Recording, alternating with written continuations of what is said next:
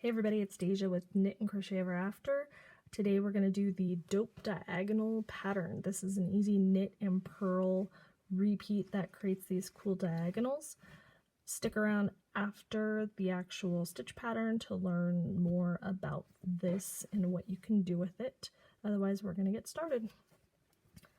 Okay, so for the dope diagonal, the multiple is going to be 8 plus 2. So depending on how wide you want it, you will do a multiple of 8, so 8 times 2, 3, 4, whatever you like, and then add 2 stitches for your edge stitches on your cast on. So I've just got a cast on of 10 to keep this short and simple. This is an easy 4-row repeat. You do kind of need to keep track though, because if you get off what row you're on, your diagonal is not going to look right, so make sure you pay attention. So our first row, we're going to knit 1 as an edge stitch. Then our repeat is going to be purl 2, knit 2.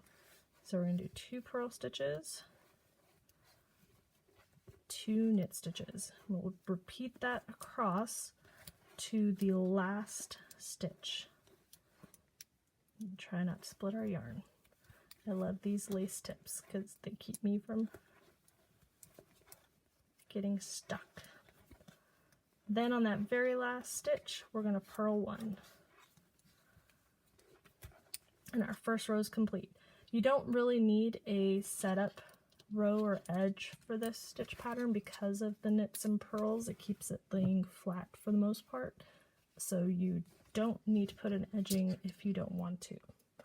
So our next row, row 2, we're going to start off with a purl, and we're actually going to do 2 purls before we start our repeat. And then our repeat is going to be knit 2, purl 2. So it's a lot of knit 2, purl 2 on this stitch pattern. You just have to keep them in the right place to keep that diagonal looking right. So knit 2, and we'll end with a purl 2 at the end of row 2. Can't see much yet, starting to see the bumps. Turn for row 3. And this time we're going to start with 1 purl 1 as our first stitch. Then it's going to be knit 2, purl 2. So very easy once you know which row you're on, as long as you pay attention, like I said. Knit 2, purl 2 till we get to the very end, and then it's going to end with a knit 1 stitch. Whoops. Now you're starting to see those diagonals form. For our fourth and final row, we're going to knit 2 to begin with, and then our stitch pattern will be purl 2, knit 2. We say, we could say knit 2, purl 2, but then we would have 2 stitches at the end. So we just do a knit 2 to begin with, then purl 2, knit 2.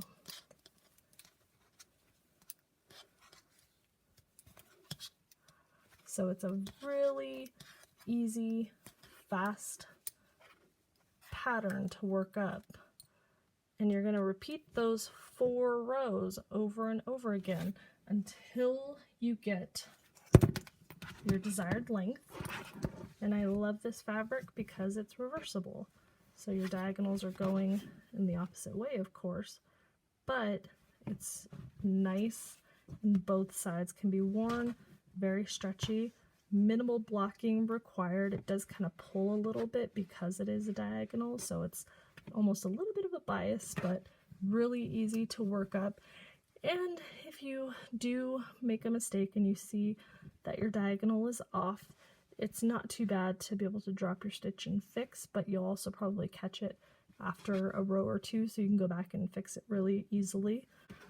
Another important thing to know for really any knit and purl fabric is that a solid color is going to, and a light solid color is going to work best for your stitch definition. If I had done this in dark brown or black yarn, you're not going to see the diagonals as well. Same with kind of a variegated, well, you could do like an actual variegated, like long color changes, but speckled yarn and things like that, you're probably going to lose a lot of your stitch definition. So light colored solid yarns are kind of your best bet for this type of stitch pattern. So that is your dope diagonal, and I am Deja with Knit and Crochet Ever After, and thank you for watching.